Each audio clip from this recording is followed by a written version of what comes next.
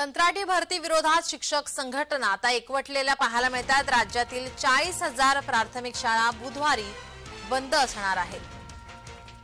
2.25 लाख प्राथमिक शिक्षक हे सामूहिक रजेवर गेलेत। जिल्हाधिकारी कार्यालयावर मोर्चा काढण्यात येणार असल्याची माहिती सध्या समोर येते। राज्यातील 2 लाख विद्यार्थ्यांचे भवितव्य आता अंधारात सापडल्याचं बोललं जात आहे। शिक्षक संच मान्यता कंत्राटी भरती विरोधात सर्व शिक्षक संघटना एकवटल्या आहेत।